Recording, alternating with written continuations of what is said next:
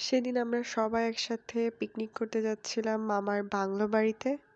আমরা ছিলাম প্রায় ৩০ জনের বেশি। আমাদের সবার কাছে এটা ছিল একটা পিকনিক সাথে একটা ডে ট্যুর। একদম সকাল সকাল আমরা গোছগাছ করে নিয়েছি বাংলো বাড়ির উদ্দেশ্যে রওনা দেওয়ার জন্য। আর এটা যেহেতু গ্রামের মধ্যে এখানে ভ্যান ছাড়া যাতায়াতের কোনো যানবাহনই ছিল না। তাই আমরা ভ্যানে করেই যাই সবাই অনেক বেশি মজা করতে করতে।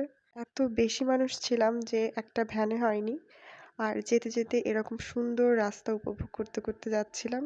যদিও রাস্তার মাঝখানে ছিল ভাঙা, তারপরেও অনেক সুন্দর। রাস্তা ভাঙা হওয়ার কারণে ভ্যান আর ভেতরে আসতে পারে না, আর এখান থেকে আমরা সবাই হাঁটতে হাঁটতেই বাংলোর ভেতরে যাই। আর ঢুকতেই সামনে পড়ে প্রথমে এই ফুলগুলো। মনে হচ্ছিল ফুলগুলো আমাদেরকে ওয়েলকাম করার জন্য অপেক্ষা করছে।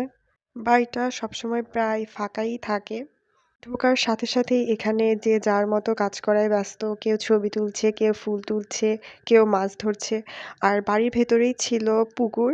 আর এইদিকে বড়দের যেই কাজ, তারা তাদের কাটা বাটা ছোলা সবকিছু করতে থাকে। আর আমরা এই সময় একটু বাংলোর বাইরে যাই। বাড়ির পাশেই ছিল নদী। এখানে সবাই সুন্দর করে কিছু ছবি টবি তুলে ভেতরে আসি আর দেখি যে রান্না বান্না শুরু হয়ে গেছে। রান্নাটা করছিল আমাদের মামা। আর এইদিকে রান্না চলতে চলতে আমরা একটু হেঁটে আসি বাংলোর ভেতরের বাগানে। এখানে আমি মমকে বলছিলাম যে তুমি একটু বাগানের ভেতর দিয়ে হেঁটে যাও, আমি তোমাকেও নিই বাগানও নিই, কেন আমার ভিডিওতে তুমিও আসো বাগানও আসে। শীতের সময় বাগানে তেমন ফল ছিল না, ছিল শুধু এই যে সবেদাগুলো, একদম গাছ ভর্তি সবেদা ছিল। বাগানের ভিতরে আবার দেখি যে শাক হয়েছে, তো শাক দেখার পরে সবাই শাক তুলতেও বসে যায় এখানে। এদিকে বাচ্চারা অপেক্ষা করছে যে কখন রান্না শেষ হবে আর কখন তারা খাবে।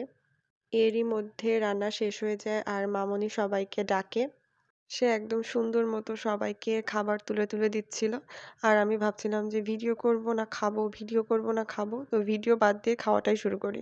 এরপর খাওয়া দাওয়া শেষে আমরা বের হয়ে পড়ি নানি বাড়ির উদ্দেশ্যে। আর এভাবেই কাটে আমাদের একটা হ্যাপি পিকনিক।